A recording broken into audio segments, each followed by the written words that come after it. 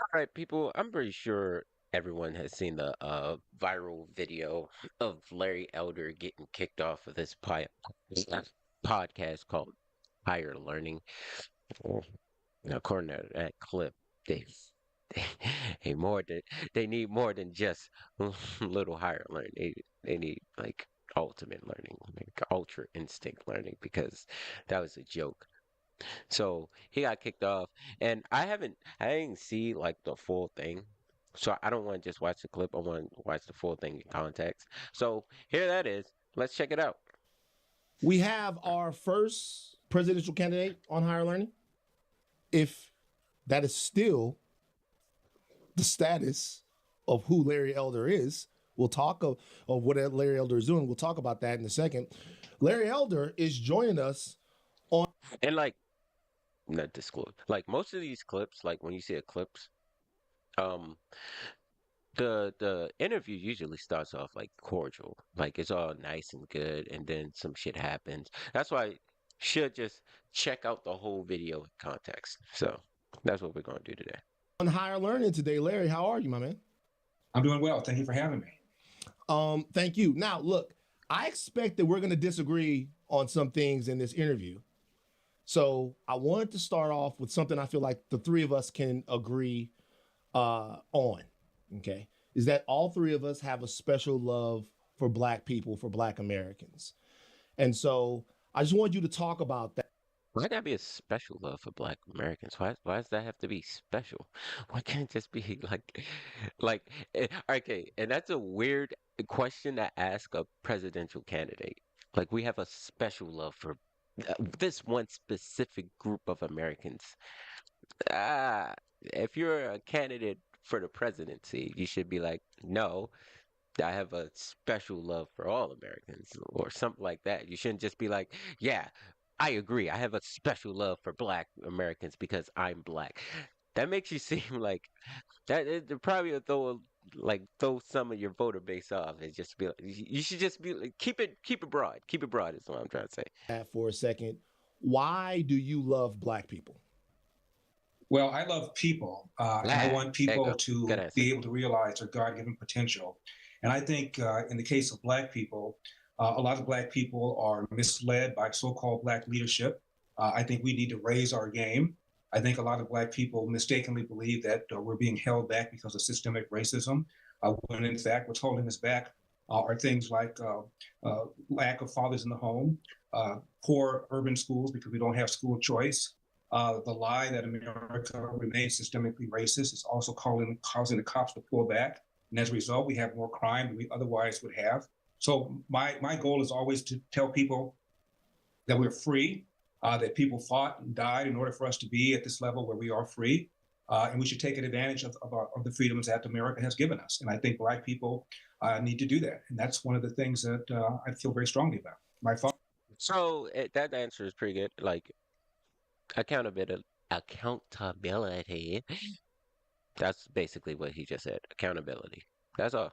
That's pretty. That's like that's decent. Like everybody's trying to not be accountable. So accountability sounds good. But did that answer why you love Black people? Yeah, I just want to. I want to make sure because I think sometimes. I just said Yeah, I love Jim. but no, but I know love people, but like you're a Black man. You talk a lot about your father and the experience that your father had. See, that's so fucking like sneaky and fucking like a bunch of people say that shit. Why do you love Black people? I don't fucking love Black people. If I'm the president, I don't love Black people. I love all people, right? You can't just say, yeah, this is why I love Black people. How about you ask them why do you love white people? They ain't gonna ask them that. Oh, you're a Black man, so why do you love Black people? Motherfucker, I love people. I love the American people. Like, why are you trying to tie him down on just Black people when he's going to be the president? Well, he's trying to be the president of all of Americans. Coming from Athens, Georgia, the things that he did to make it in America, and some of the obstacles that he overcame. And his story, while an American story, is also a specifically Black American story. And so That's right. I'm just wondering, because I've also heard you say that you don't like being called the black face of white supremacy or what other people have called you. I've heard you say that. So right now, you do have a special love in your heart, a special cultural connection to Black people. Do you or do you not? Well, I am a Black person. I was raised in South Central Los Angeles. My father was raised in the Jim Crow South. So obviously there's a special connection, a special experience, a special history. But in general, I love people. I'm a God-fearing person, and I want every single person to. Yeah, right. He's a black man. He's got like that's what he's trying to explain. Like he's black, so he's got a black experience. But it's just like that doesn't mean he has a special connection to all black people. That's a weird thing to say. Like we all share a hive mind. That's so weird. Realize his or her God-given potential. Hmm. Okay. Van kind of alluded to this when he was giving your introduction. So I'll just say this in a general sense before we get into it and where you are in regards to whether or not you're still running for president and with the second debate coming up and all of that. Why should people continue to talk to Larry Elder? Seeing where you are right now in the race, they didn't allow you to come on the first debate stage, and we'll get into that. Why should people continue to talk to Larry Elder? Well, I didn't make the first debate stage, in my opinion, Rachel, because I got shafted. I met all the debate criteria. They required me to have 40,000 individual donors. I did. And to submit 3 polls where I was at 1% or better, and I did. And a few hours after the deadline, I get a phone call from the chairwoman of the GOP, Ronna McDaniel, and she says, you're not qualified because one of the polls you submitted is not usable because it's affiliated with Donald Trump. And I said, assuming that's true, what's my problem? And she said, well, the rules stipulate that any poll affiliated with any candidate cannot be used by any other candidate. And the rules do say that. However, Rasmussen then put out a statement and said, we're not affiliated with Donald Trump. So had I picked up the phone before I submitted the poll and called Rasmussen and said, by the way, I want to make sure you're not affiliated with any candidate, they would have said we're not. And so as far as I was concerned, I got shafted. I wonder if they know this because he's been saying this the whole time. Like their answer, their response to what he's saying right now would tell me if they actually like looked into Larry Elder or like why because they keep saying, oh yeah, if you're still running for president. If they respond to this in a way that's just like if they respond to it at all, but if they respond to this in a way that shows that they're going I have a feeling that they're going to respond to this in a way that shows that they didn't look at him at all. Like any of this shit. The Rasmussen poll is a respected poll. It's been used by Republicans for a very long time. It was one of the most accurate ones at predicting that Donald Trump was going to win in 2016. And after I found out I couldn't use that poll, I submitted a 4th poll, and the GOP said you submitted it too late. And it's true, I submitted it after the deadline, but I didn't realize I needed to submit another one, A, and B, they concluded their polling before the deadline. So as far as I'm concerned, there was a sufficient amount of wiggle room that the RNC, the GOP could have put me up there. And about that, like, I understand his fucking frustration, but it's still like, maybe they didn't know. Like maybe they assumed that they were affiliated with Donald Trump, but then you got the information to them too late, and then so I kind of get out. And the wiggle room is like, hey, the rules are the rules. You missed the deadline, but still, like I see where he's coming from, but it's still like They wanted to, and not only Rachel, that they're not allowed to go to the participate in the debate. And that buffering is not me. That's their shit. Hey, I was not allowed to go into the My shit be fucked up, but not like that. arena. They put a sign at the door and said, "Don't let Elder or his campaign team come in." So I guess now I'm on the RNC terror watch list. As to whether or not I'm still running, as of this moment, if true, that's fucking wild. I am. The next debate is on Wednesday, and we got to have 3 polls where I'm at 3% or better. And in a few hours, I'll know whether or not I meet that criteria. Also, I've got to have 50,000 individual donors as opposed to 40,000 the first time. and have already exceeded that. So we'll see. I think right now is the coin toss. Why should people still listen to Larry Elder? Real simple. I've got the same kind of America First, Make America Great Again agenda that Donald Trump has, but I'm bringing forth some issues that I believe our side is not talking enough about, if at all. Number one, I feel the most important pressing domestic problem in America is the epidemic of fatherlessness. It is particularly acute in the Black community, where nearly 70% of Black kids now enter the world without a father in the home, married to the mother. And nobody, not Republicans, not Democrats, are talking about this. The other big thing that I am bringing to the table is a need for an amendment to the Constitution to fix spending to a certain percentage of the GDP. Otherwise, government gets bigger and bigger, whether Republicans are in charge or Democrats are in charge, largely because what's driving the budget for the most part are the so-called entitlements programs that even Bill Clinton and Barack Obama referred to as unsustainable. But if you're a politician and you run promising to reform Social Security or Medicare or Medicaid, you will lose election because the other side will accuse you of not caring about the sick, the poor, the elderly. So the only way to make these kinds of reforms and true cuts is with a law that forces the politicians to do it. The other big thing I talk about is the lie that America remains systemically racist. It's not only a lie that Democrats push in order to get Black people scared so they vote Democrat, it's getting people killed.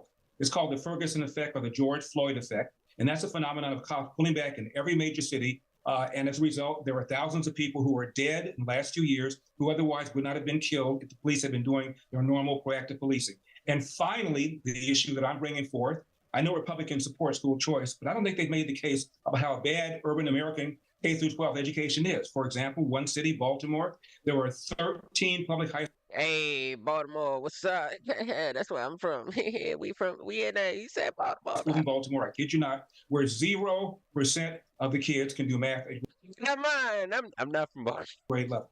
Another half a dozen where only 1% can. That's half of all the public high schools in Baltimore, either 0% No, I'm from Ohio. Fuck that. or just 1% of the kids can do math at grade level. And guess what? They're all located in the inner city. So these are the kinds of things that Larry Elder is bringing to the table. And if I'm not the party nominee, if I can get the nominee to begin talking about these things, I've done my job for my party. And more importantly, I've done my job for my country. That's why I'm doing this. I want to do a really quick follow-up. Something that you said about the RNC and them not letting you into, not on just the debate stage, but even into the arena. You've also said that you believe that the RNC is rigged and it's unfit to lead the GOP. And you made another statement about that you make them uncomfortable. So my question is, do you think the RNC respects you? Because it sounds like they don't. No, I don't think they do. I don't think, I think Why? I give them heartburn. I think I give them heartburn for the reasons I just now mentioned. Right now, for example, we're facing a government shutdown. And the GOP is proposing some modest cuts.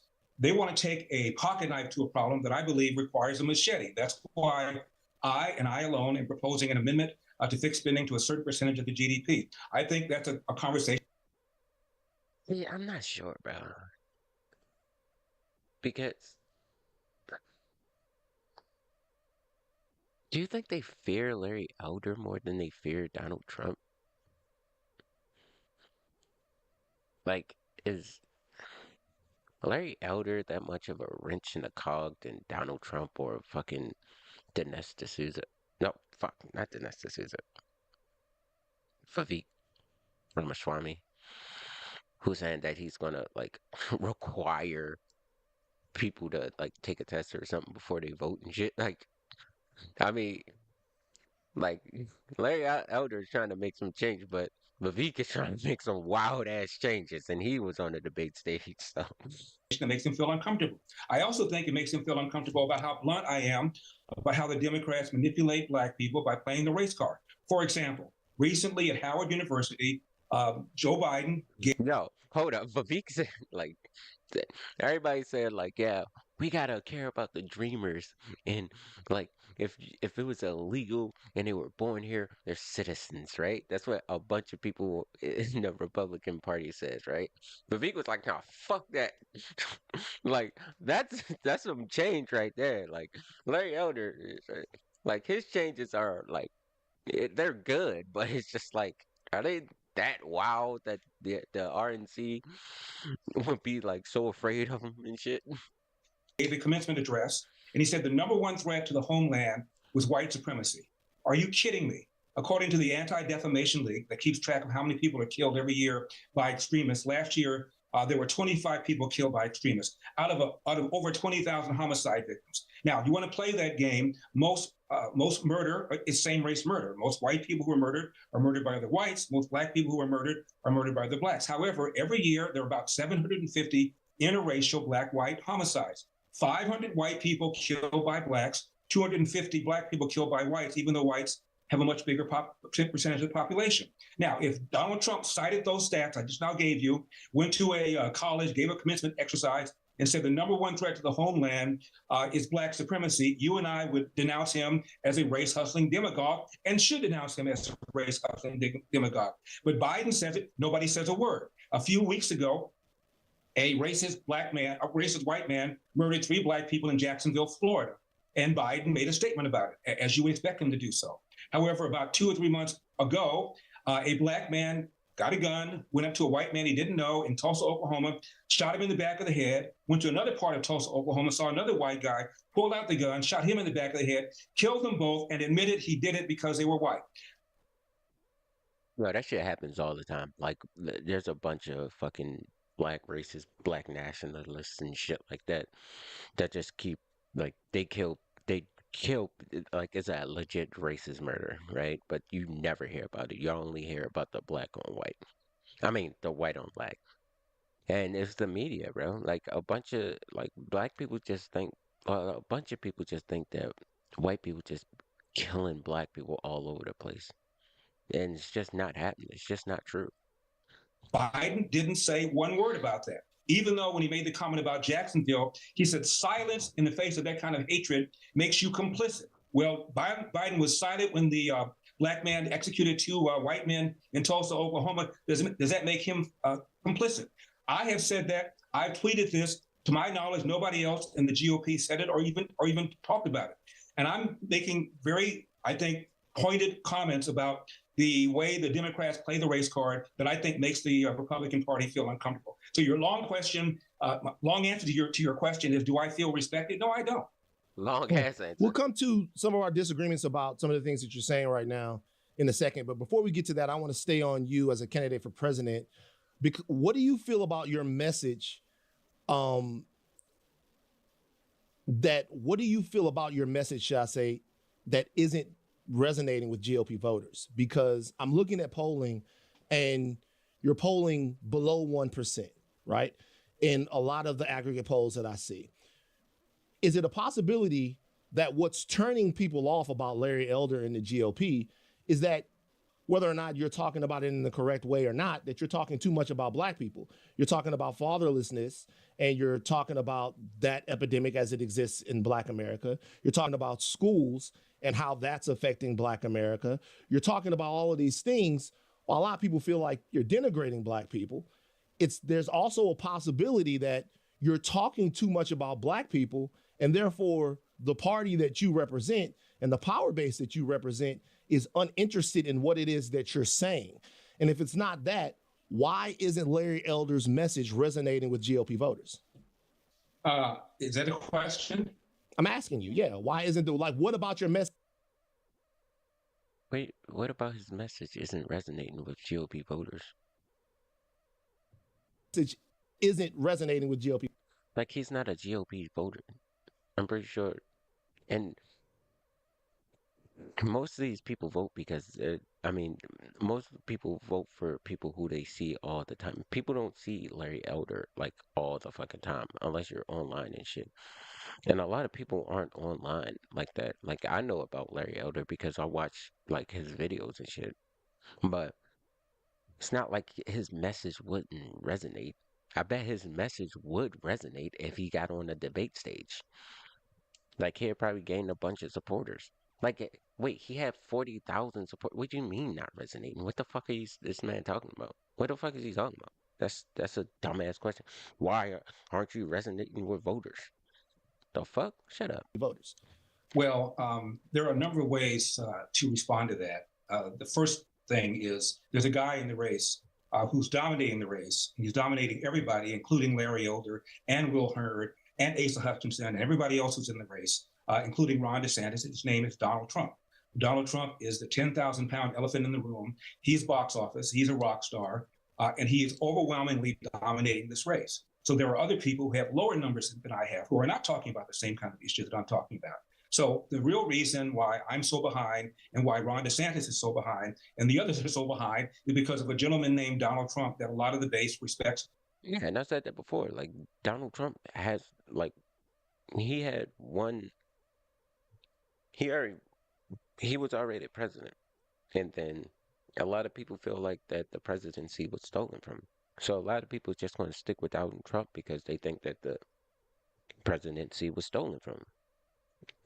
So I'm like, everybody's got their foot in the race, right? I think I think all the candidates are just gearing up for after Donald Trump wins. Like they don't really believe that they can win. They're just gearing up for like the next time, like after Donald Trump wins, when it's their time to shine again. So they want to get their faces out there. That's what I think. Great deal. And All I due respect respect, Larry. Just real quick. I'm not asking why you guys are behind. Nobody's going to beat Trump. This is a formality. Donald Trump is the Republican nominee for the GOP.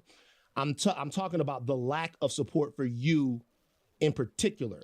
You have Vivek Ramaswamy. I just told you that I have higher numbers than some of the other ones, including Asa Hutchinson, who's not talking about the same kind of issue that I'm talking about. So there are other people that have less support than I have, and others who have more support than I have. But overwhelmingly, the leader in our party right now is Donald Trump, and that's the 10,000-pound elephant in the room. Particularly as it relates to systemic racism. You don't believe that systemic racism exists. You believe that it did exist, but it doesn't exist now. Show me the system. We had something called slavery. We had something called Jim Crow. Jim Crow, right? Of course. Today, right now, it doesn't exist. Tell me where systemic racism exists, please. I'm asking you. There are a couple of. I mean, every single measure of American society, there exists a disparity between Black people and white people. What the fuck does that mean? The disparity doesn't mean racism. There's a disparity between a bunch of shit. That doesn't mean it's like there's a disparity between like tall people and short people, Black people and white people, Asian people and white people. There's a disparity. That doesn't mean it's racism. People, right? Disparity and systemic racism are two different things. So I'll ask you this then. I'm glad you said that. There's a disparity in the NBA regarding the number of Black players versus white players. Lots of disparities. I get it. Disparity. What I'm asking you though, in things like STEM, cell research, STEM, science, technology, engineering, and math, there are lots of disparities. Disparity and systemic racism are two very different things. Where, in your opinion, can a Black person not succeed in America today because he's Black? Okay, so let's go back to the the root of it. Let's go back to the root of it. What is the answer? No answer. Of course he doesn't have an answer because the answer is nowhere. So what I'm asking you is, if there is not systemic racism, how does Larry Elder explain those disparities? Okay, let me say how Iceman would explain those disparities. Maybe lack of interest. Boom. That's it. Tell me what disparity you're talking about. Will it be home ownership, Black maternal mortality, whether it be okay? Honestly, a lot of Black people don't want to like buy homes. Yeah, a lot of Black people don't want to buy homes. I don't think. Maybe not. I don't know. I have a lot about Black people wanting to rent shit. Wealth. Let's talk education. About, like if not for systemic racism, how do you explain those disparities? Let's talk about home ownership. If the argument is that people who have less money are less likely to own homes than people who have more money, then you're right. There's also a great deal of white poverty, more poor white people in America than there are poor Black people. But if you're telling me that a Black person with a given there's a greater raw number. There's a greater raw number because white people outnumber Black people in America by a large degree. If we're talking about a percentage or proportionate number of people, word he's looking for is per capita, who are low income, then obviously we both know that that's not true. So when you say that there are more poor white people in America than there are more poor Black people, then we only make up 13% of the population. But if we're talking about numbers and percentages, and whether it be in unemployment, whether it be in poverty, Black people disproportionately represent those numbers. If the playing field is completely equal and all the opportunity is there for everyone, I'm simply asking you, why aren't we doing as well as our white counterparts? Why aren't we doing as well as our white counterparts? Because white people haven't stood still. Black people come out of slavery at the end of the Civil War. White people were ahead. White people are ahead right now. The only way for Black people to, quote, catch up is for white people to stand still. They're not standing still. But are Black people making progress? Hell yes. 1940, 87% of Black people lived under the poverty line. 20 years later, 1960, that number had fallen to 47. That's a 40-point drop in 20 years. That is, by the way, the greatest 20-year period of economic expansion in the history of Black America. Now, why did that happen? Because it was rare in 1940 for a Black kid to be raised without a father in the home, married to the mother. Only 17% of Black kids fit that category. Today, it's almost 70% of Black kids entering the world without a father in the home, married to the mother. That accounts for far more of the disparity than any kind of racial incident or racial analysis than you want to put forth. That's what the problem is. We began doing very well until the so-called war on poverty in the mid-60s. Lyndon Johnson launched it, I believe, with the best of intentions. But since then, we've incentivized women to marry the government. We've incentivized men to abandon their financial and moral responsibility.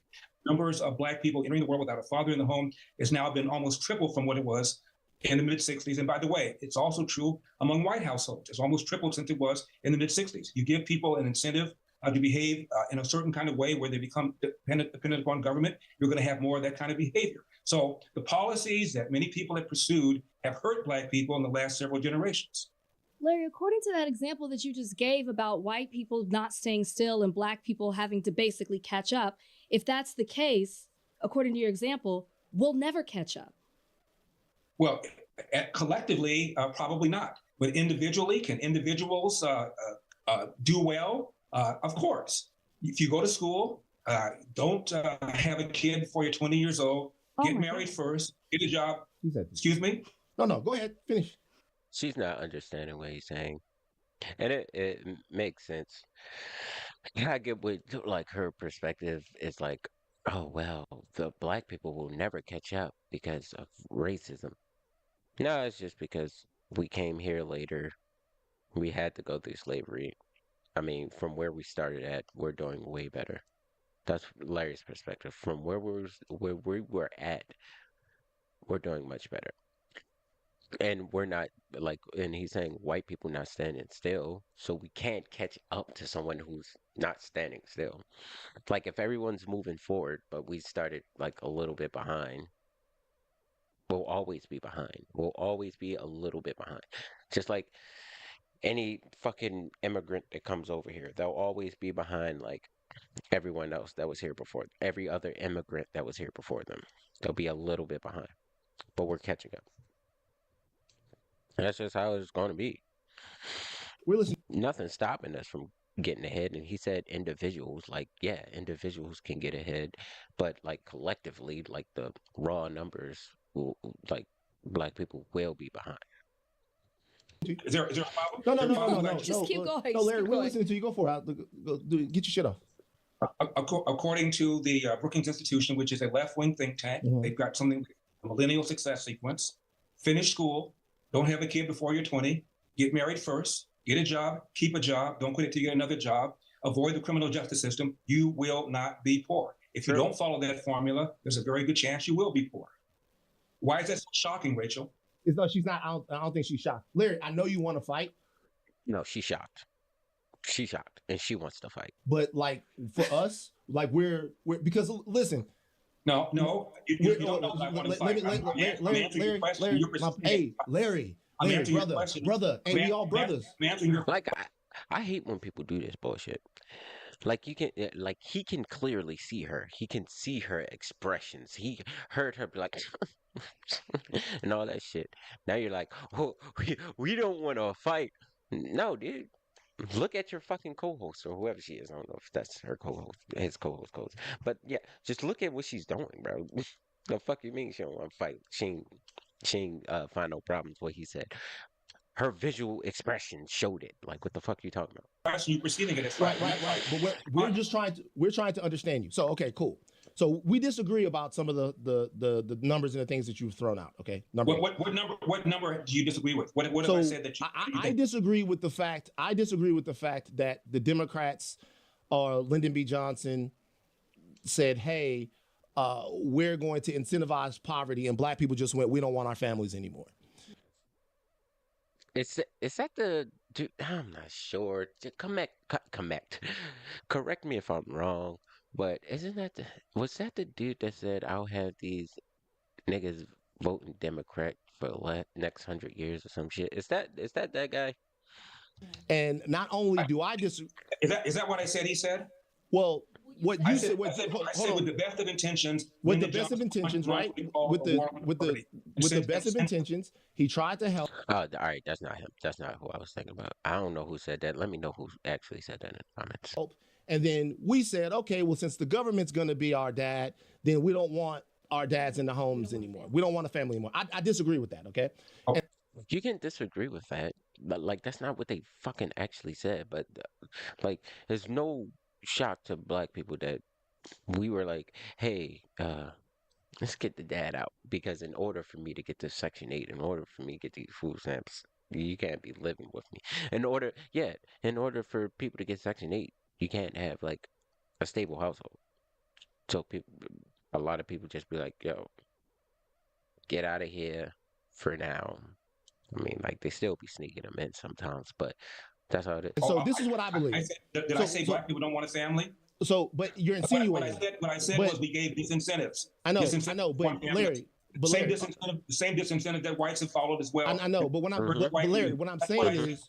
what That's what I Larry, said. Yep. Just okay, so accurately describe what I so said. I know. So what I'm saying is, I'll put it like this. And it's easy to think that Larry Elder is like being unreasonably like frustrated right now, but no, it's totally reasonable when he's like straw manning his position. He keeps saying, "Hey, Larry, so you're saying this," and Larry's like, "Yo, bro, no, say exactly what the fuck I said." When the notion is this, It's fucking the Kathy Newman and Jordan Peterson debate all over again. when the notion is that, Black version. hey, Sorry. the government came through with a program, and then black men en masse left their homes, and black women decided that we are not going to have men in the home in large portions and in part and parcel all over the country because we want money from the government. That makes it seem like, hold on for a second. Hold on, I know what you're going to say. That makes it seem as No, if, you don't know what I'm going to say, Van. In I fact, do. I do. You're, since you know what I'm going to say, why don't you just have the interview by yourself without me sitting here? Since you know what that I'm actually, going to say. Damn. I'm like, that would be fine. But You look, have no idea what I'm going to say. but look, so that to me says, hey, the black people made the decision either intentionally or subconsciously to forego family in order to bring the government into their household. That's the I'm deducing that from what you're saying. Now, this is what I believe happened. This is what I believe happened, Larry. I believe coming out of slavery into Reconstruction, black Americans did what they were supposed to do. They went out and bought large tracts of land everywhere. In the 1910s in this country, black people owned more land than they do now. They attempted to do America in the way that America said that it should be done. They opened up banks. They opened up schools. They had hospitals all over the place. And through two things, both of them systemic, one of them just outwardly violent and racist, white terrorism and usury being in the form of contract buying schemes, other intellectual ways to defraud people out of their homes and out of their land, heirs property rights, all of those things. I just said like black people are stupid that they fell for some bullshit ass contracts, bro. That's crazy. And I know he's like kind of referencing the Tulsa, Oklahoma, like people call it massacre or whatever. But you gotta look into that. That's just not like after you like I bought into that shit, but then after you look at what actually fucking happened, it's not like a bunch of white people just rode down to Tulsa and just fucking lit everything on fire. Like you gotta look into it. wealth was taken from Black America. I've heard you Black Wall Street, that's what it is. Yeah, is not what like a bunch of these fucking pro-black motherfuckers say it is. talk about before Tulsa, right? And how Tulsa actually became known as Black Wall Street Yep. after it was burned down. That's a very astute point, right? It wasn't until after it was burned to the ground that it became known as Black Wall Street because the Black people there rebuilt. What you don't talk about, and what I think I'm gonna do a video on that one, like the whole Black Wall Street shit. Like I got because I might actually do an actual video on that shit because it's really not what everybody fucking makes it out to be. a lot of people don't talk about is that after Tulsa was rebuilt, years after that, and they were thriving and they were doing well, that urban renewal came through and plowed a highway through Greenwood and effectively ended that Black hub of wealth that the people had persevered and had for themselves. And urban renewal, something that has gone on all over this country, has particularly and disproportionately affected Black home ownership, which is a key wealth building tool. And it's also displaced a lot of Black people. So I do feel like I don't want to keep on pausing, but that's strange to me. Like you build a highway through more traffic, more bodies going into your area, but that hurts you? I don't understand. I honestly don't understand that. I'm an idiot, so, but I don't understand that. in, I guess, your analysis of what's gone on with Black people and with the history of us in this country, you do fixate on what you feel like we're doing wrong, which I think is a very important conversation to have. And I don't think anyone that wants better for Black people would be against having that conversation. And there doesn't seem to be the willingness to have an open and honest dialogue about the challenges that we face. And to me, I think that's what the disservice is. I think I'm not gonna look at you and say, hey, we don't need to have a conversation about some of the things that go on in our community, and we don't need to have a conversation about some of the expectations that we should be having amongst each others in our community. But I think the problem is that you do these things in a vacuum without acknowledging like really obvious realities about the Black experience. And I'm just wondering why you do that. Well, I disagree with virtually everything you just now said. That's why I do that. As I said before, 1940, 87% of Blacks lived under the poverty line. This is before the Civil Rights Act of 64, before Brown versus Board of Education. KKK was still alive and well. Next 20 years, poverty fell almost 40 points. The greatest 20-year period of economic expansion in America, in history for Black America. Why? Because of a belief in Judeo-Christian values, a belief in patriotism, even as those values were not being applied fairly to Black people, a belief in the nuclear intact family, and a belief in entrepreneurship. All those things are right now under assault by organizations like Black Lives Matter. May I finish? I didn't cut you off. You have it. All the things that I just now mentioned are under assault by organizations like Black Lives Matter, which on their website criticize the nuclear intact family. By definition, they don't support entrepreneurship because they are self-described trained Marxists. Marxist was not somebody who believed in capitalism. And Marx also wanted to, quote, dethrone God. So the very principles that Black people following things like slavery and the Great Depression are now under assault right now by people on the left. And I would dare say by people like you. Oh, fine. I accept that. Look, 1940, you mentioned, right? And you mentioned the wealth that was built like after 1940 for Black people. What happened between 1940 and 1970 or whatever? Like what happened? What huge happening in American history? The welfare state. No, well, the welfare state happened as well. But you know what else happened? World War II. And when World War II happened, Larry, it wasn't just what the wealth of Black people that exploded. Of course, you know that after World War II, post-World War II, there was an industrial boom in the country itself to where the wealth of everybody in the country. America itself, after the destruction of Germany, after the destruction of Japan, two manufacturing hubs that would go on to compete with America in manufacturing. America had a 10 to 15 year run of being completely unchallenged in manufacturing. We came home, we got to work. The war machine, it's Wait, but if America was so racist and they didn't want any black people to have any jobs or anything, and they were just killing black people en masse, why would their finances boom as well? But shouldn't the white people just be trying to prevent the black people from thriving? itself was a particularly robust economic engine for America. And the economy of the country grew, gave rise to places like Detroit, gave rise to places throughout the Rust Belt that had thriving industries for people to work in. Out here in Compton, where they were building tires for rubber, for cars, rubber plants for cars, tires, stuff like that. What would happen after that was those jobs went away. And when those jobs went away, some of the systemic issues that existed in those cities were exacerbated, particularly in places like Detroit. So I've heard you say before, you talk about 1940 and you talk about as it relates to poverty and crime, but there seems to be huge gaps in the general history, both economic and societal, of America in your analysis. Yeah, Black people were doing better after 1940. They were. America, by and large, was doing better because of a huge economic boom that happened that really an eighth grader with a base level, a base understanding of American history should be able to kind of make those points and understand that.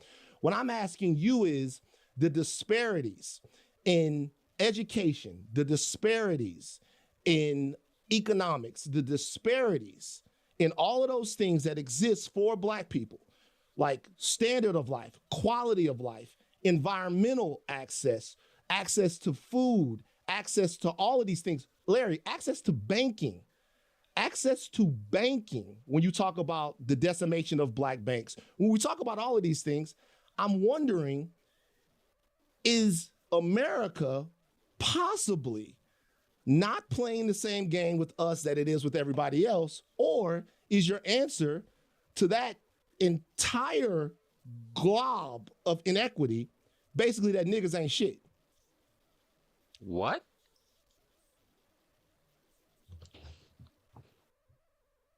What?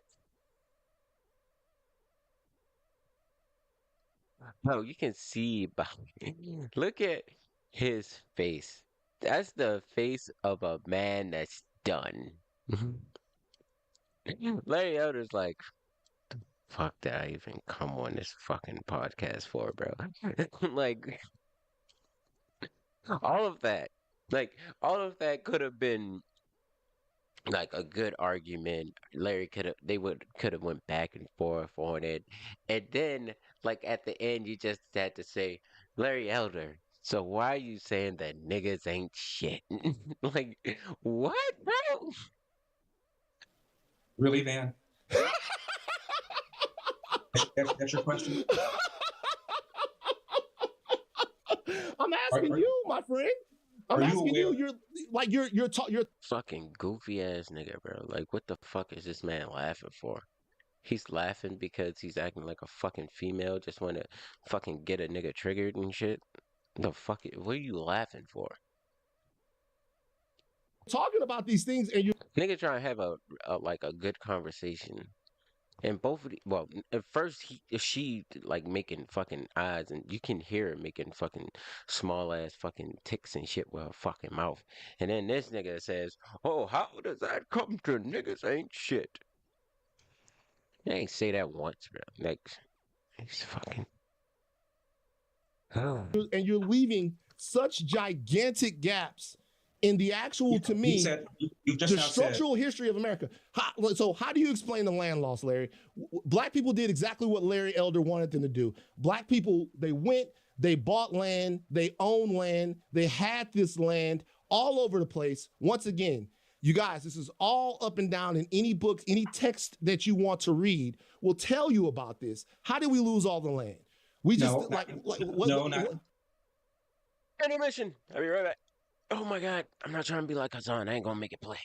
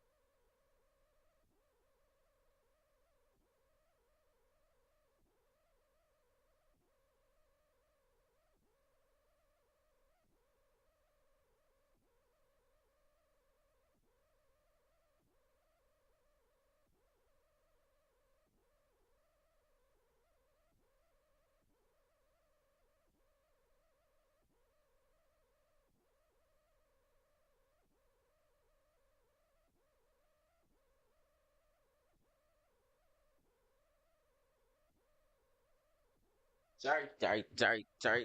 Don't leave. No, not any text you want to read. I don't know what text you're reading. I disagree with virtually everything you just now said. Let's talk about. Wait. So you just real quick, you disagree. You disagree with the irrefutable fact that black people own more land in 1905 and 1910 than they do now. Do you disagree with that? Let's talk about mortgages, because you seem to suggest that black people are not getting loans that they are qualified for. They're not getting loans because of racism. 1995, a young civil rights lawyer named Barack Obama filed a class action lawsuit against Citigroup, joining other lawyers, arguing that 186 black people who applied for mortgages at Citigroup were not getting them because they were black. Citigroup says, no, you're not getting them because you're not creditworthy. We want to make sure that if we loan people money, we get the money back plus interest, which is how we make profits as running a bank. But because of the lawsuit, Citigroup said, okay, gave. That's the same thing that they tried to say with Donald Trump. Like he wasn't written to black people, but it was just because they didn't have the credit for it. Loans to 186 black people.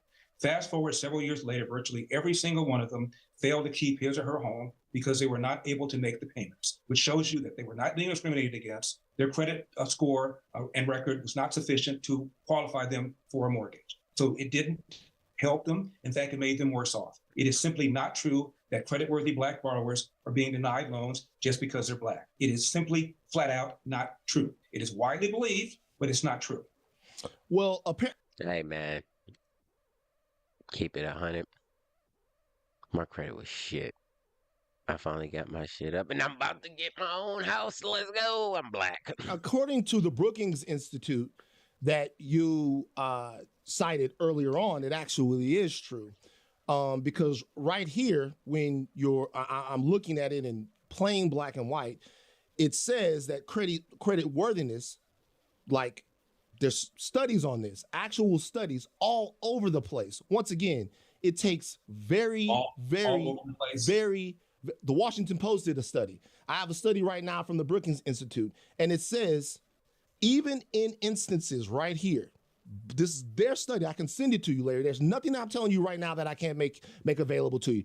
Like even right here, it says, even in instances where there is comparable credit worthiness, you still see in raw studies black people not having access to home loans at the same rate of white people. So whatever you're talking about right now with the young lawyer Barack Obama, I like him too. I'm telling you right now that the things that you're saying, they have been studied and they have been looked at, and the data on it, Larry, the actual data, not Van Lathan, not as smart as Larry Elder. All right, hold up. The data on it.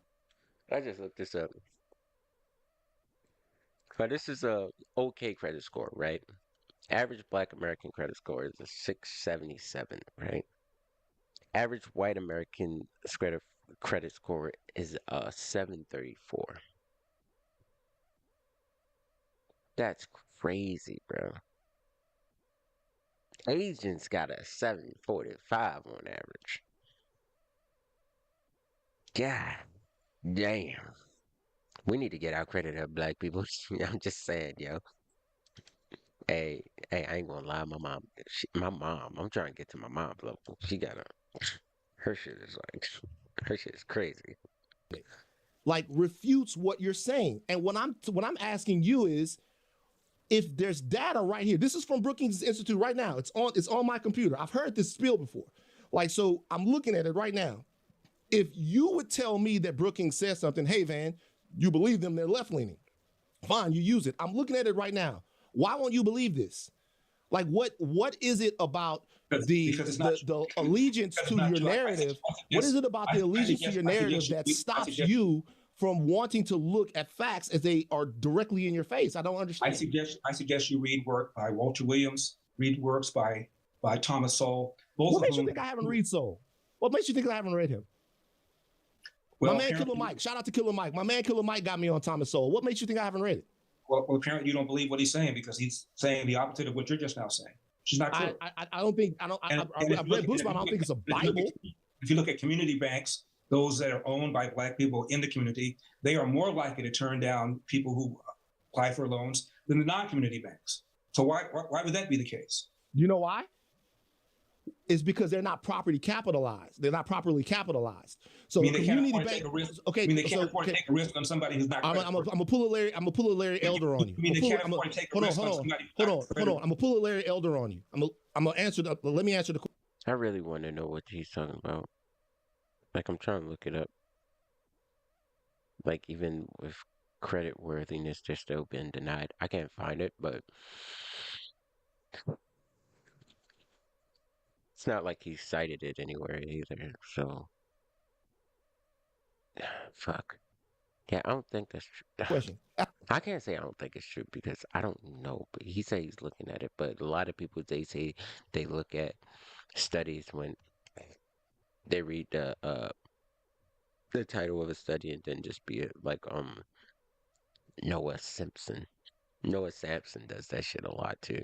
That's a great question. And to anybody that's listening to this, what Larry just said is true. Community banks that you would say are from the community owned by black people, they are a little bit more stingy with loans. It's because they have less access to capital. They have less access to capital. So people defaulting on those loans from those banks could actually send those banks into receivership So he gives an excuse for the black banks, but like black banks, he gives an excuse for those banks, but the other banks he doesn't give an excuse to. So like there's a reason why for the black-owned banks, right? But he can't think of any other reason but racism for the white-owned banks. That's crazy. That's crazy to me. Destroy them. And what I'm telling you is, banks don't lend money to people who are not creditworthy. So what I'm telling you is, also you're an Asian would-be borrower for a mortgage. You're more likely to have your application accepted than a white person. So what I'm telling you, yeah, and that's what I just said. Like Asians have a higher credit score than fucking white people, so they'll be more accepted than white people. That just makes fucking sense, right?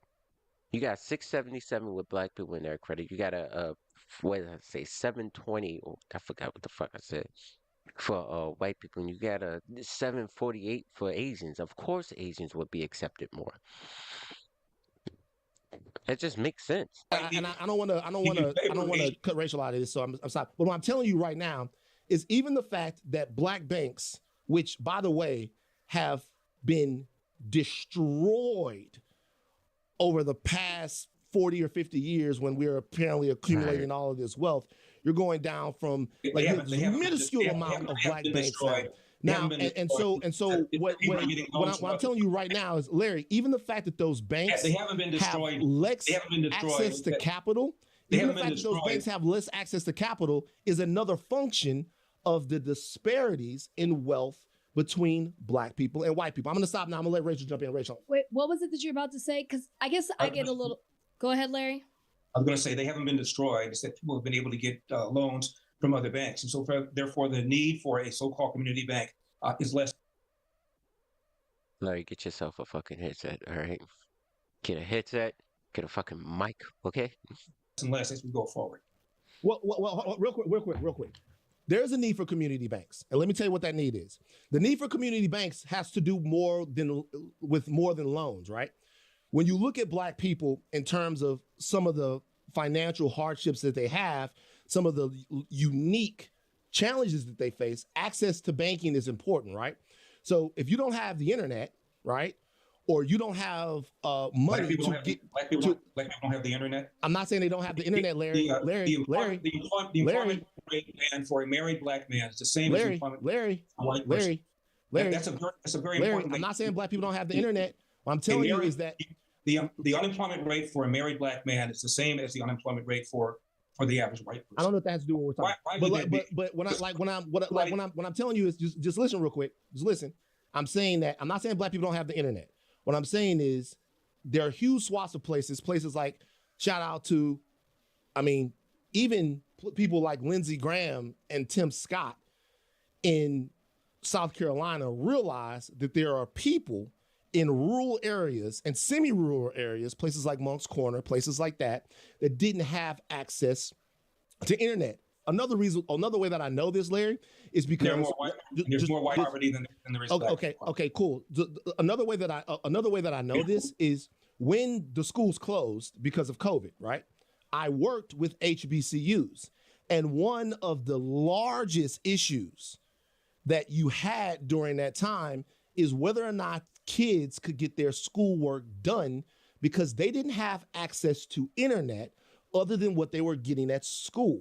There were kids going to Taco Bells or in Burger Kings or sitting next to McDonald's and Starbucks using their Wi-Fi trying to get their work done. And the reality was that they underestimated how much the internet existed for some of these kids. And what I'm saying is the importance of community banks doesn't just have to do with loans. Loans is an important aspect of it. But the importance of community banks also, Larry, has to do with proximity.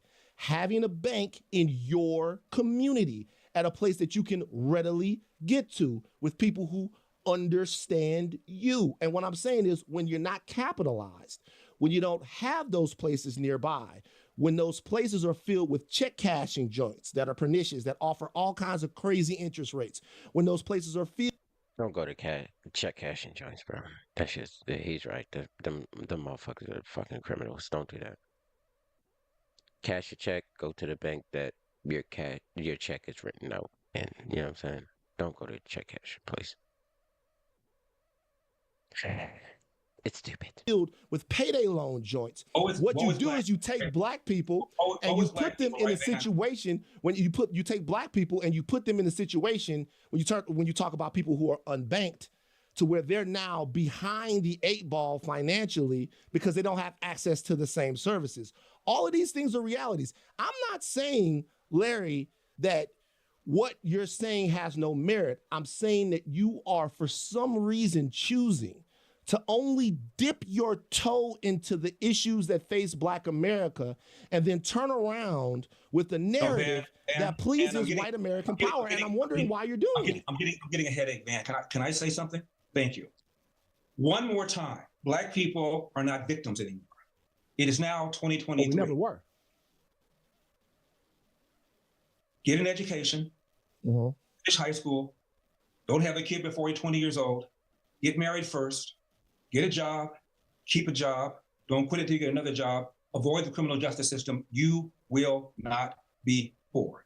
That is the formula for success in America. That's the formula you ought to be telling people instead of telling people that you are a victim, which is what you are talking about. You and our friend here, Rachel, have been basically saying, woe with Black people, we're oppressed, and it's nonsense. We're not oppressed. Work hard, get an education, make sure that you don't get involved in the criminal justice system. You will not be poor. That is a message we ought to be sending Black people. But that's not what I'm hearing from you. What I'm hearing from you is, oh my God, Black people can't get along. False. Oh my God, Black people are oppressed. False. Oh my God, Black people were discriminated against and we remain discriminated against. False. Oh my God, there are disparities, therefore there must be systemic racism. False. I don't accept that at all.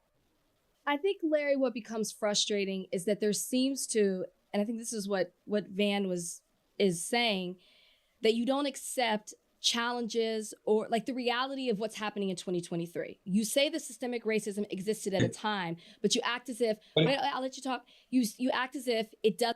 When you hear that, like, when she says, like, 2023, bro, it is not the 1940s, the 1930s, the 1950s, 1960s anymore. She's acting like 2023 is just that, bro. Like, why are you saying yeah, it's 2023? Yes, that means we're progressing, bro. We're going forward in time, not backwards. What the fuck? It doesn't exist today. It does not, bro. Ain't not one thing that a white person can do that I can't do, bro. Not one. Not a damn fucking thing. And when what you is talk what is about the reality that exists today? Tell me what it is. okay, when you talk about we were talking about home ownership and loans and how there's this disparity when it comes to white people and minorities. You talk about a case in 1995. And he's explained it with the credit worthiness, bro. Black people have shit credit, generally, statistically. We have shittier credit. That's why. Ah, If you just look at today, there's currently a huge settlement, the largest ever, with City National Bank for discriminating against Black people when it comes to redlining and cutting them out of homes and giving. let's get this straight, too. Like, stop saying just because a motherfucker settled, that means that they were wrong. Settlement does not prove that you're right or wrong. Sometimes companies settle because they're just like, yo, this is too much of a fucking headache. We don't feel like paying lawyers.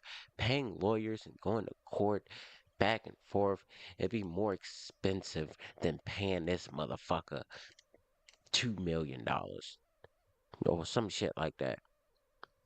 Like, settlements don't mean shit, bro. Them loans. You look at Wells Fargo, they're about to settle a huge suit right now with Black people because they were denying them lower interest rates and weren't allowing them to refinance their mortgages while they were allowing or loans If and they were you're, allowing white people. Prove it, bro. Like, what you talking about? Like I just said, a settlement does not mean shit.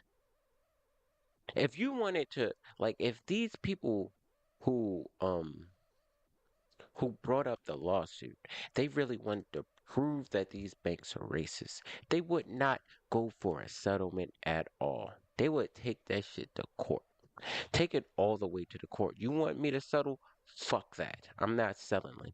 I want to show that you are fucking racist.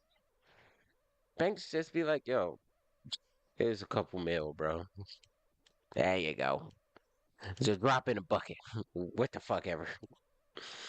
To do that. That's 2023. Both of those examples are 2023. It's still happening. Those disparities exist because it happened back in the day, but it's still happening in 2023. If it wasn't, why are they settling? oh, you settle for all sorts of reasons. You settle because you don't want the bad PR. You settle because it's less expensive than litigating the matter. Or because Bro, I promise you, I did not see this fucking video before. Yo, exactly, dude. Fucking exactly, bro. Like, what the fuck? it's Why true is and it? you don't want the discovery to come out and everyone to find out. Why is it when banks make their profit by lending money to creditworthy people? Why would I not want to lend money to a creditworthy person? A and B. If it's true, why then are community banks doing so poorly, as Van just now said? Given the fact that there are all these creditworthy Black people who could get loans, who aren't getting loans because the man doesn't want to give them a loan, why then aren't Black community banks thriving? Seems to me that there's a huge market for it. Why aren't they thriving? The capital hasn't been made available to Black people. We need better. Let me ask you a question, Larry. You talk about Wait, what? If they have good credit, if they have credit worthiness, right? The good credit worthiness, then the capital doesn't matter because the I am stupid. Before I say anything, right? So in my mind, right, you give the people the people with the good credit will be always paying back their credit, so you'll always have the money coming in, correct? Right? But if they had bad credit, you wouldn't have the money coming in. So the capital, like them not having the capital, would affect them. But if they have good credit, meaning they always pay back their debts or pay back the money will always be coming in, right? Right? Am I stupid? Am I this stupid? I might be. Education.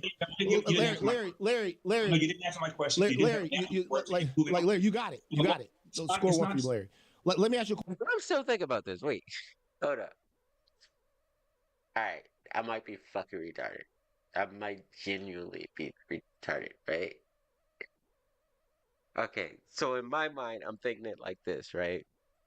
If I give somebody some money, but I know that he's shit at paying me back, then I have to get that money back in some way, and then I don't have the capital to do that, so that affects me negatively. But if I give this person money or the credit, I know that every month I'm gonna get the money back and interest, whatever. So I'm be making my money with the person. So why wouldn't I be loaning to the people with good credit? If black people have such immaculate credit, why wouldn't I be loaning them to the people with the good credit? So I wouldn't be failing, right? Right? I might be stupid, but I think that's how it works. Question. You talk about And, education. by the way, the reason for the recession that we had in 2006, 2007, You're gonna 2008 blame that on black people. is because of this lie that banks were not lending to credit-worthy people. People like Bill Clinton put teeth in the Community Reinvestment Act and basically Wait, all right, okay, before he says this, I want to make sure I got my history right. I want to make sure I got my my thoughts right. Okay. Wasn't it because they made it so banks had to loan to like people who had shit credit? If I'm not mistaken, that's what it was. punish banks who are not lending in ways that they thought they ought to lend. And as a result, the whole lending criteria for banks essentially Yes, went same. away. You could fog up a mirror, you got a loan. Between, Okay. between 2010 and Yeah. Okay. So it's basically yeah. 2013, Black net worth fell almost a third. Why? Because a lot of Black people had loans, got homes that they couldn't afford because of all the pressure put on banks to lend to people that were, quote, non-traditional borrowers. And it ended up hurting the very people that people on the left wanted to help. So it didn't help anybody Okay. by changing the standards. So this is a good example of a fundamental difference that we would have. And I'm taking everything that you're saying in good faith. But this You're is entitled to a different opinion, not entitled to different facts. It is a fact. right. But I'm not giving you different facts. 30%. No, I'm not giving you different facts. Got homes that they shouldn't have gotten.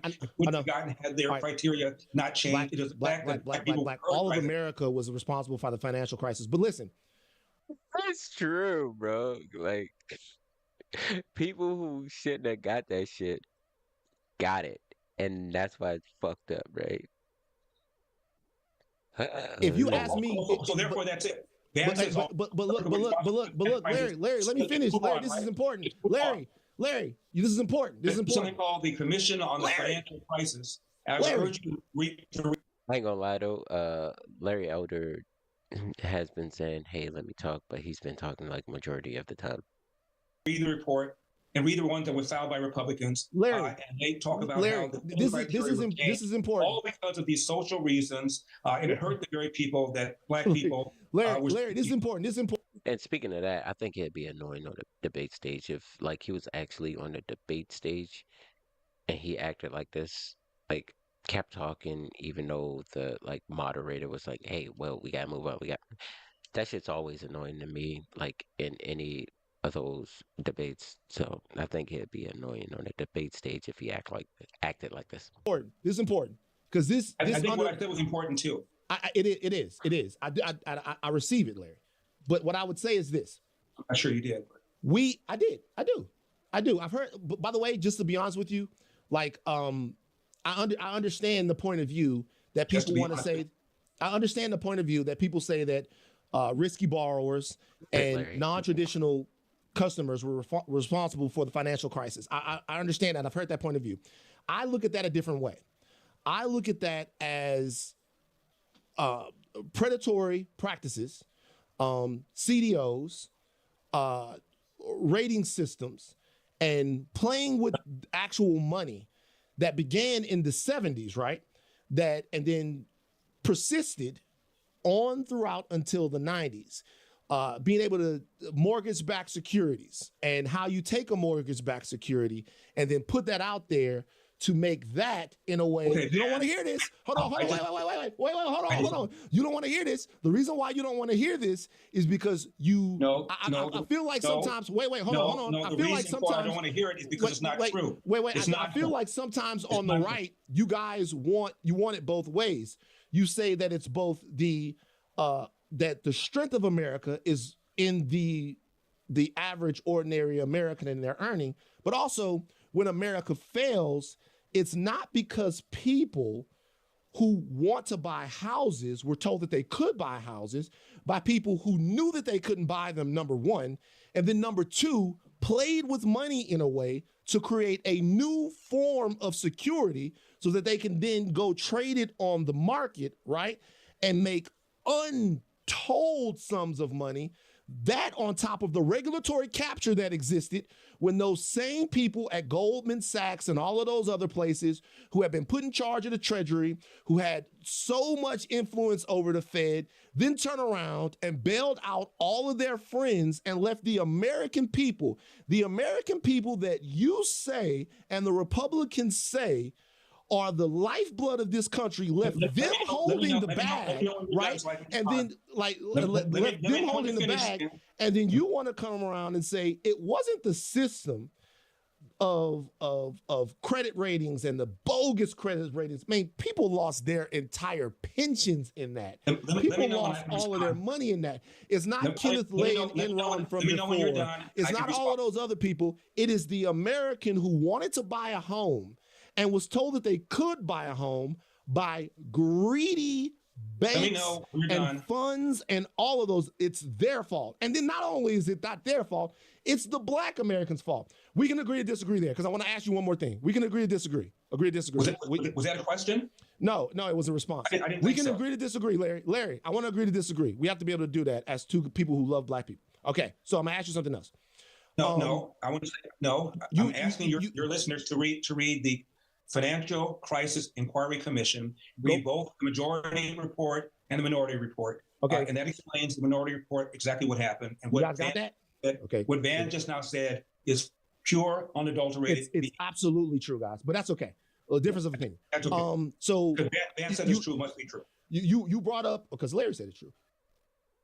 A Science and Kirk success story. Meet Pat. No. Dancing is her thing, and helping kids through her youth literacy program is her passion. But a car accident took that away from education. That's a way not to be poor. I'm wondering why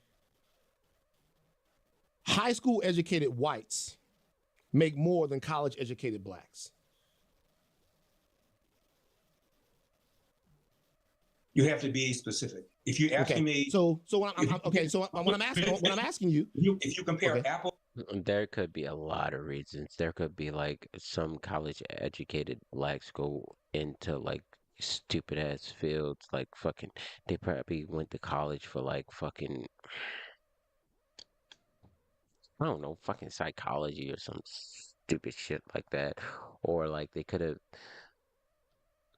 not have like found a job anywhere that was like within their like degree or whatever. Like I know a lot of people that don't have that they have jobs that they didn't go to school for. I mean, like they went to college, but they didn't get a job that they went to school for and shit like that. And then like a bunch like white people might have went to trade schools and they probably was like working while they were in high school to do a bunch of shit. It could be something like that. Like there's a lot of like explanations why that could be the case. It's not just like, oh, racism. Apples to apples, people with the same educational scores People have been in the same corporation for the same period of time. Whether you're talking about blacks or whites or men versus women, there's no difference in their income. Okay, I'm telling you right now. Hold on for a second. This is the issue, you guys. All of this stuff, I just want because like a lot of people who didn't go to college make it's not more. It's not like more people who didn't go to college makes as much as people who went to college. I think people who go to college make more than people who don't go to college, but there's always like outliers, right?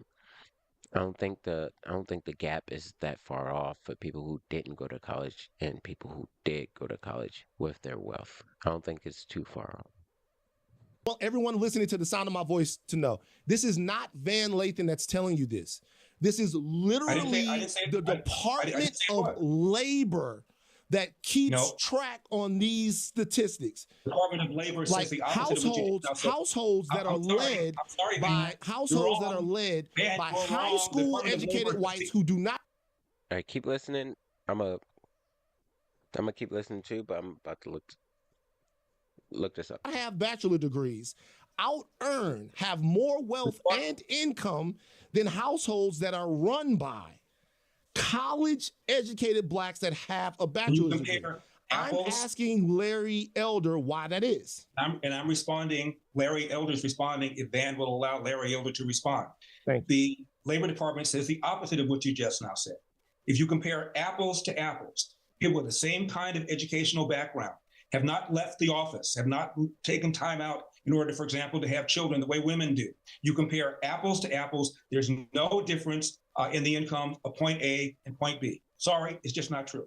When you compare different categories, of course there are differences. Men make more money than women do as a whole. But if you compare a man with the same kind of background as a female, same industry, same educational background, and the woman has not taken time out to have children, for example, there's no difference in their income. Yeah, I can't find it with like a cursory search. So, yeah, I don't know if it's true or not. But according to the Department of Labor. Your statistic was from the Department of Labor It's right there. By the way, shout out to Sandy Darity. But look, I want to ask one more question, and then wait, did he just get that statistic from some random person who commented or something? Because he just said shout out to whoever. Did he just get that statistic from some random person? Is that why he shouted him out? We really thank you for being so generous with your time, Larry. Seriously, it's LarryElder.com. You guys can go. You said shout out to Sandy Darity. He's a economics professor. Shout out to Walt Williams and Thomas Sowell, who say the opposite. Okay, cool. You say that CRT, DEI cults are increasing and not decreasing racial tension in America. Let's not call it DEI. Call it DIE. STI. Department of, Diversity, Inclusion, and Equity. DIE. Let's call it what it is. Because that shit is a bullshit. What do you feel like would decrease racial tension in America? If people... A great man once said, shit, what the fuck was his name?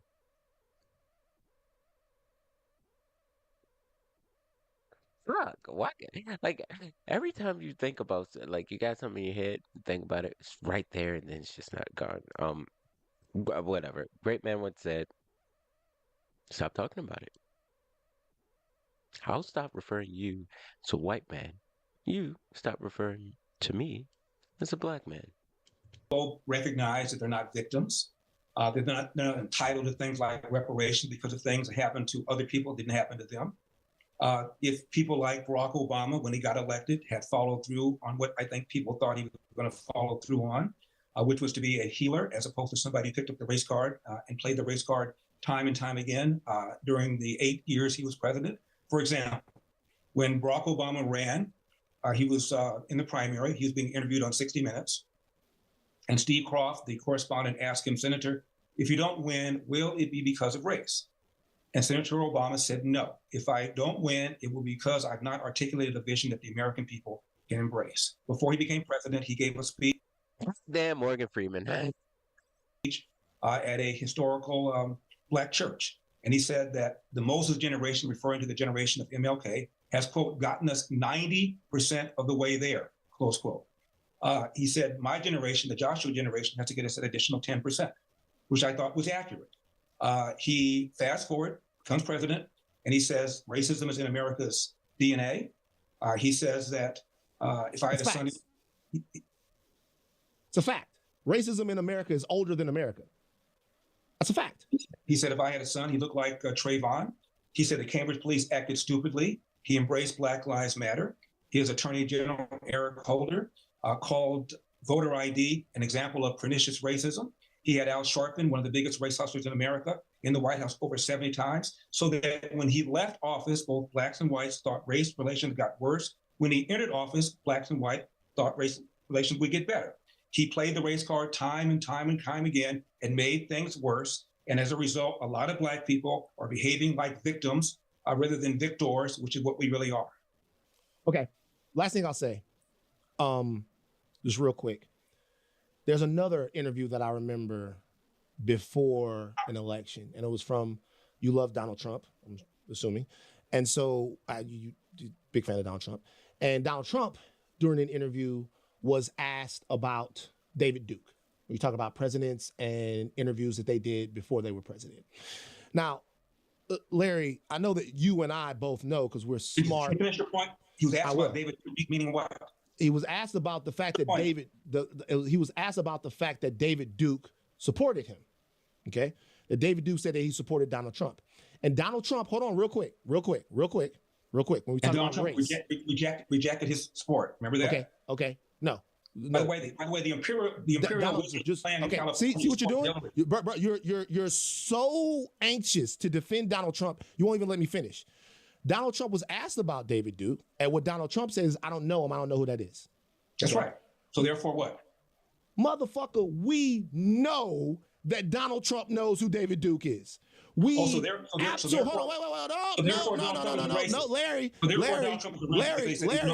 we know for certain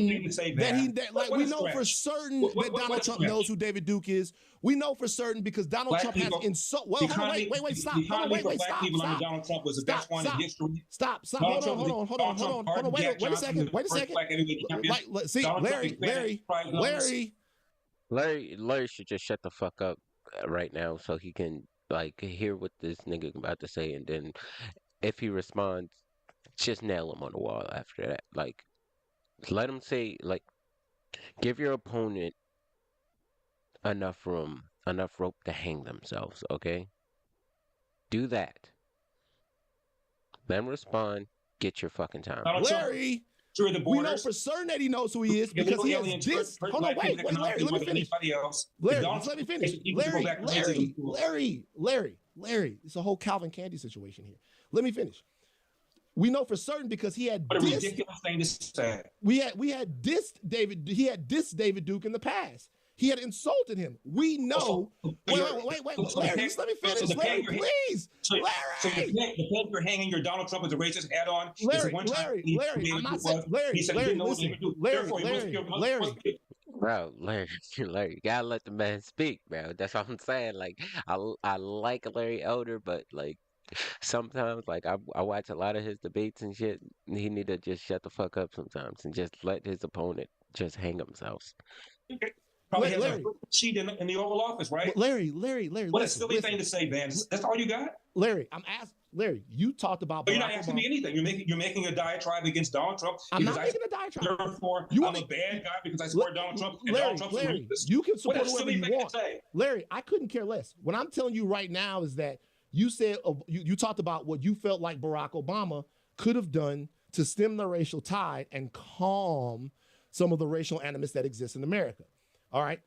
You feel like that's a fair point. I'm not going to argue that with you. I don't think that I don't think that it was necessary for him to do any of that, but some people probably did, and that's fine. He was the president of an entire nation. That's fine. That's fine. That's a realistic expectation for you or somebody else. Okay, so just listen. Just let me finish. What I would hold on. What I would expect somebody who was running for president to say when they're asked about the most notorious Grand Wizard in the history of the Ku Klux Klan to say is I 1000% reject support from that guy. But he just said that he literally just said that Donald Trump has done that multiple times in the past. He just said that. So you know that Donald Trump has done it before. So what you're asking for is something that he's already done. Like what were you where are we doing here? Like what the fuck is this? I think that his entire life that he is devoted to dehumanizing and devaluing black people is a whole sham. Like Donald Trump has done it so many times, like disavow David Duke, and he's been like, "Yo, bro, I don't even know that. Fuck out of my face." Like, like I think that's how I handle it too. Like I'm pretty sure that's not what he was thinking. I'm pretty sure he just said it just because I don't know why he would say it, but I'm just saying, like in my mind, I just like if I was running for president and nigga asked me, "Hey, David Duke," Nick said to me, "Hey, David Duke supported you. How you feel about that?" Yo, bro, who the fuck is that, bro? He doesn't come up in my mind. Like, who you talking about? Who's David Duke? Oh, that's him? No, him? The motherfucker that I disavowed like fucking 30 times in my past? Like, why you keep asking me to get the fuck out of my face? Like, that's how I would handle. And I'm not doing for that. And your guy obfuscated at that question rather than answer it. And you don't want to hold him to the same standard that you would hold Barack Obama to, because I'm trying to tell you, Larry, there's something here. Hillary Clinton is the first one to bring up that Obama there's something here. I don't know what it is, bro, but there's something here. When we talk about people not judging us by the same standard, what it is, bro, you're not judging us by the same standard. If you listen to me, you hear some things, bro. Hillary Clinton brought up that Obama was not from America and that he was from Africa. Why are you acting like I'm a fan of Hillary Clinton? That make her a racist? Why are you acting like I'm not a fan of Hillary Clinton? Why bring Trump up? Larry, why'd you bring her up? Why'd you bring Larry, let me throw you a bone real quick. Why did you bring Trump up and didn't bring her up? Larry, let me throw you a bone. What about Chuck Schumer, 1974? Larry, let me throw you a bone real quick. Let me throw you a bone real quick. Because you think I'm a Democrat. That's the issue here. You think I'm a Democrat. I think this nigga's a Democrat for sure. Like, he's not a Republican. He's not an independent. He's not a libertarian. He's a fucking Democrat. Fuck out of here. This. You can't, like, I'm pretty sure from my videos people could see this black man's a fucking Republican. Like, I'm pretty sure you're a fucking Democrat. White supremacy. I don't know what you are. I think you're incoherent. So listen, just real quick. I think you're incoherent. Real quick. I could be. You have no idea what caused the housing meltdown. Like, you have no idea. Well, I don't think you know. You have no idea about what to be telling black people instead of telling housing meltdown. That's what they were talking about. I thought they were just talking about black people for a second. I'm like, Larry is absolutely correct on what caused the housing crash, right? Banks loaning to people who couldn't fucking afford them. Because they put in a policy where banks had to loan to people who couldn't fucking afford them. Government does something, shit gets fucked up. That they're victims. I think you're incoherent, and I think you're making things worse. We don't believe that black people are victims. Larry, that's a fact. These cases are actually out there. Look at this chain, bro. You know how much this costs? You think I'm a victim? Come on, man. I know you got them, man. Cause Larry, I'm not. What I'm telling you right now is this is the only thing I'm saying to you. I'll let it go. Larry, I'll let it go. Van, is to do what I did. Work hard. I work hard too. You're talking to me. I just not said that. I said tell people to do what I've done. Van, you've worked hard. I've worked hard. You persevere. Tell people to persevere. I will tell them to persevere. And what I will tell them and listen. That the man's out to get you. That banks don't loan money to No. All nonsense. Let me finish. I'll tell them to persevere in the face of the obstacles that are realistic to them. And I think you would say that, and I would say, I think you agree with that. What is the obstacle a black kid faces in America today? Larry Elder. Oh, really? Larry, let me ask you this. Wait, stop. Hold on real quick. I'm sorry, Rachel. I apologize. Larry Elder. That's pretty insulting. Like the obstacle that a black kid faces. Yo, that's a good ass mic. This nigga went like this. That shit couldn't catch shit. Like if I go like this, you still kind of hear me, right? That motherfucker went like this. That shit sounded like he was talking in a room. I'm saying, God damn, that's a good mic. I need a better mic. Because I don't believe black people are victims. No. Wow. It's not about being a victim. Wow. I gotta talk Because about the shit. only way for you to make sure that cancer kills you is if you pretend that it doesn't exist. The only way to make sure that whatever's up against is to pretend like it doesn't exist. So the only way that racism wins, the only way that racism wins, the only way that inequality wins, the only way that homophobia wins, the only way that systemic racism wins, the only way those things win, Larry, the only way that they win is to pretend that they don't exist. And you represent a side of this argument that wants to pretend that they don't exist. So what I would say is any person, anybody who wants to look at the country in the way that it is now and historically, that has a plan, I'll listen to them. But it's somebody that tells me that it's not raining when the rain's falling so clearly, that I cannot get into. I never said racism doesn't exist. Rachel, what's so you believe? I have no idea to whom you are directing that diatribe. I never said racism doesn't exist. I said that racism is no longer a factor in holding people back. That's what I said. Okay. I'm gonna switch it because this is you finish high school, don't have a kid before you're 20 years old, get married first, get a job, avoid the criminal justice system. You will not be poor, irrespective of your race. That's what I said. This is the last thing for me. You are running your campaign. Is it Save America? It's what I want to say it right. What's your campaign slogan? We have a country to save is my slogan. We have a country to save. And you're talking about fatherlessness and that there's this epidemic in the black community. Here comes the viral video, people. Let's see what dumbass. Of fatherlessness. And excuse me if I've missed it, but to date, what have you done to combat fatherlessness? And I'm not, since this is the fucking clip, I'm not gonna pause it until the end. I'm gonna respond to what the fuck, the whole fucking thing. So, please give. In the black community. Okay, so you're accepting that we have an issue with fatherlessness in the black community. You're accepting that, I assume. Actually don't. But I'm not. You said that. I didn't think so. So you're not accepting it, and you're asking me, what am I doing about something that you don't accept? No, you're my question is clear as day. You say that it exists. You say that this exists. I'm acknowledging that. I'm acknowledging your statement. You just said you weren't acknowledging it. So now you're acknowledging it. No, I said I don't agree with it. I'm acknowledging what you have said. You have said that there's this epidemic. So the question is, what have you done? You don't agree that there is. I just want to understand what the question is, Rachel. So you don't agree that there's an epidemic. The question is, I'll say it. But you want to know what Larry would do about something that you don't think exists?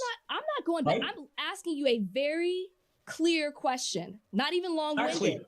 The question is, what have you done? What have you done? What have I done to address a problem that you don't think exists? Do you not want to answer? You don't have to answer, because I think that's the answer. Is that have you not done anything to combat fatherlessness?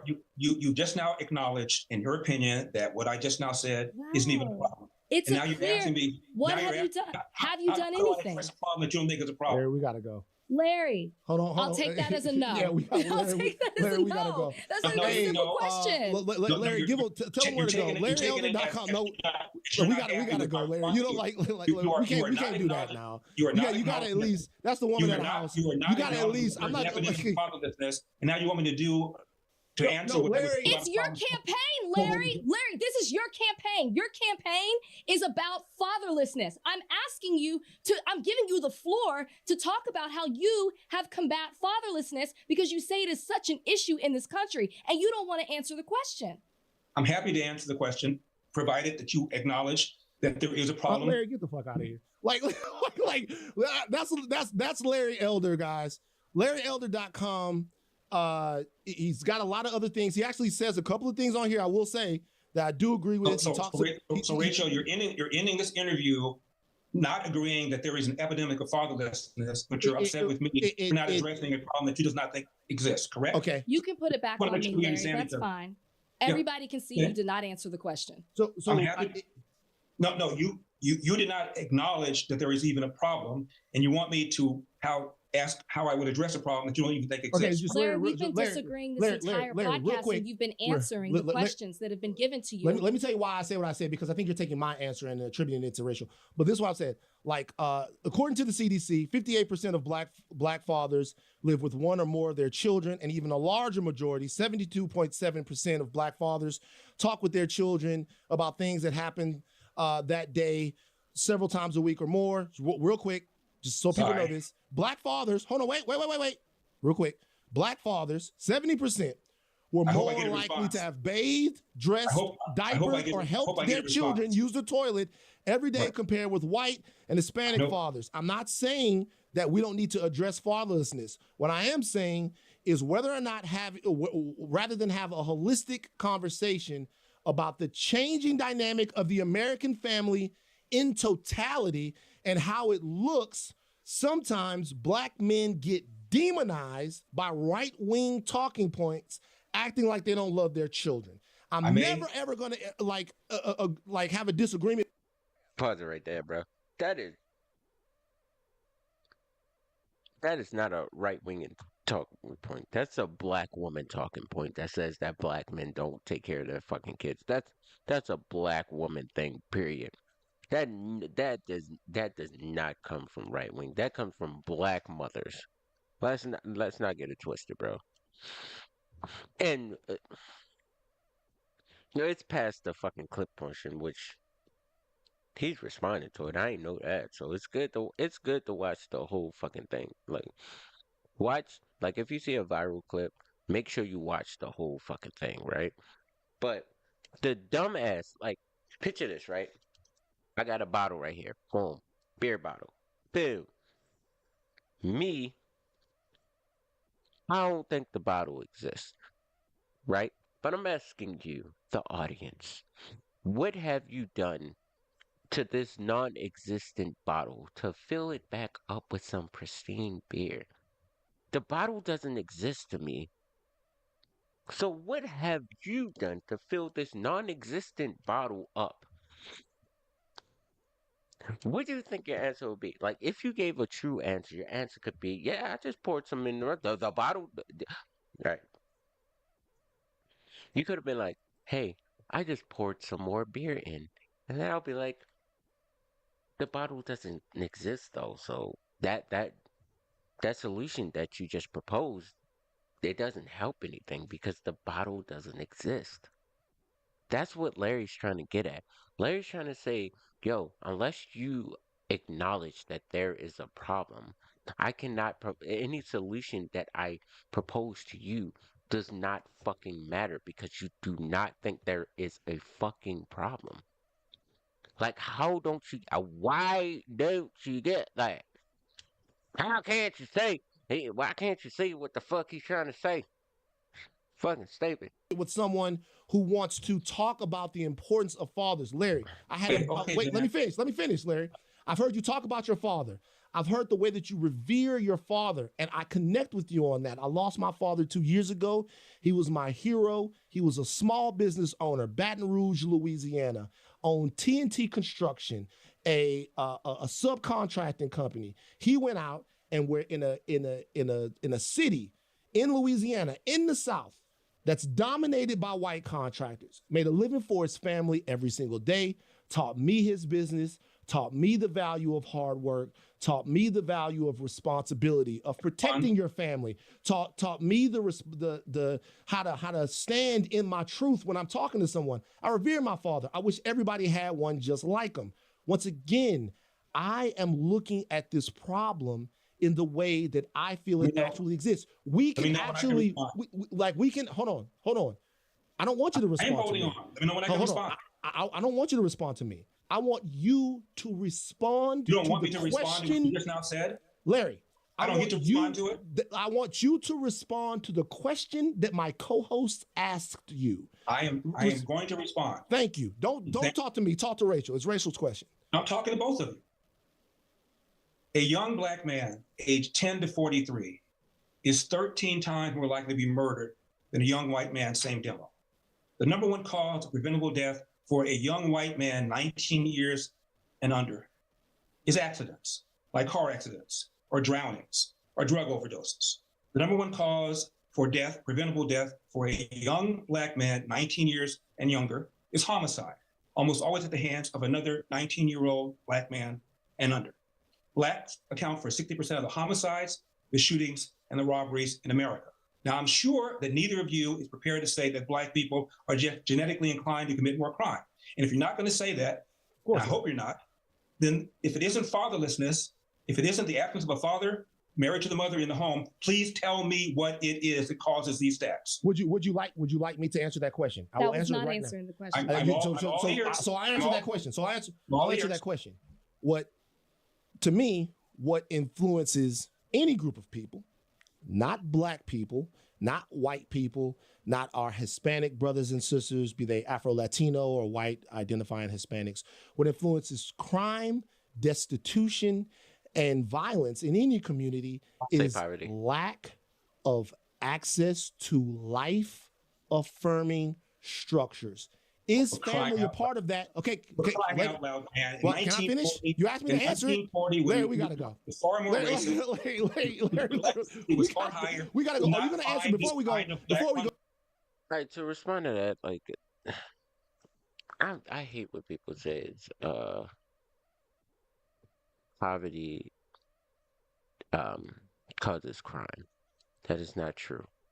Crime causes poverty, okay? Don't let anybody tell you that poverty causes crime, right? Because Great Depression, everybody was impoverished, right? Crime was low as fuck. Why is that? And the reason why crime causes poverty is because the more crime there is, the more economic opportunities in that area people have. When you cause a lot of crime, businesses, they just want to get away from that area. They do not want to do business in a place that has more crime. People, they do not want to buy into a place that has a lot of crime. So stop saying that poverty causes crime. Crime causes poverty, bro. What happened when a lot of people in Baltimore was being like the cities was being like renovated, whatever, and like a bunch of businesses was coming in, and then what happened when the fucking riots came through? They fucking left, right? Poverty, crime causes poverty. Poverty does not cause crime, bro. Don't let them fucking get you with that bullshit. Oh, you don't want to hear that. Before we go, are you going to answer Rachel's question? Are you going to answer Rachel's question? What have you done about fatherlessness? What Rachel, have you done? You acknowledge that we have a problem with fatherlessness in the black community. Larry, please answer, what have you done to combat fatherlessness? I'm waiting for Rachel to answer my question, then I'll respond. I've already answered that question. So you want me to respond to a problem that you don't think exists? It's okay. Okay, LarryElder.com, we really got to go. LarryElder.com, you have been very generous with your time, Larry. We appreciate you. One thing I will say about Larry Elder, and this interview has been very robust and feelings have been up there. That's how it's supposed to be in America. You should have conversations with people you disagree with. Larry Elder is always here for the argument. He's always here for the fight. He believes what he believes, and he'll go anywhere and talk about it. There are a lot of people on the right that wouldn't make the time to come in and sit down and have the conversation with us, but Larry Elder did. We do not agree with very much. We might actually think that our various ways of looking at things. I think anybody on the right would do it. It's hard to get left leaning people on podcasts than it is to get right leaning people. It's harder to get left leaning people on a right leaning podcast than it is to get right leaning people on left leaning podcasts. Because right leaning people like to fight. They like the debate because they know that their ideas are better. Hurt the other side, but I. And left leaning people, in my opinion, they go by like their fantasy of what they think the world should be. They don't have facts, they don't have statistics, they don't have any of that. They just want to go by what they think the world should be, not how the world actually works. Do appreciate you making the time to talk to us. LarryElder.com. Thank you for joining us on Higher Learning. And don't forget my book, As Goes California. My mission to rescue the Golden State and save a nation is about what happens when you have a one-party state like California, where Democrats have dominated the state for decades. People are leaving, crime is up, homelessness through the roof, our school test scores are near the bottom, our budget is a disaster. The average price of a home in California costs 175% above the national average, largely because the Democrats are in bed with the environmentalists and they don't want any kind of new construction. So if you want to make sure that what happened to California does not happen to your state, read my book, As Goes California, My Mission to Rescue the Golden State and Save a Nation. Thank you, Larry. You know, that's kind of true because like in California they had like this fuck, I forgot what it was. It's like this fish that couldn't swim and it was just getting eaten up, but they wanted to rescue the fish. They wanted to like preserve the fish, so they said, "Hey, nobody can like I don't know if they couldn't fish here or they couldn't like take the water or some shit in California." So they wanted to take a dumbass fish that couldn't swim. They wanted to save that fish. Yeah, like they just wanted to save the fish, right? It's just like the panda. Like the pandas are too lazy to reproduce, but us as humans, we're like, ah, we gotta save the pandas. Thanks for joining us. My pleasure. All right, that's it. But I will say that it was nice for him to like plug his book, let him plug his book and plug his website and shit like that. Like it wasn't as contentious as the viral clip showed. I mean, like the clip, like after it, what happened, like it made it seem like they just kicked him off, right? It made it seem like they just kicked him off after he said it. Like they was like, "Get the fuck out of here, Larry," and then that's it. But that's not what it was. So, like I said, always watch the full clip, bro. But that's all for me, guys. Hope you guys like it. Tell me what your thoughts. If this your first time viewing this, and if this your first time viewing this channel, leave a like, subscribe. I do this bullshit sometimes, you know, it's just a hobby. And go follow Larry Elder at his fucking links, Higher Learning. They're on the left. But, you know, if they're willing to have debates,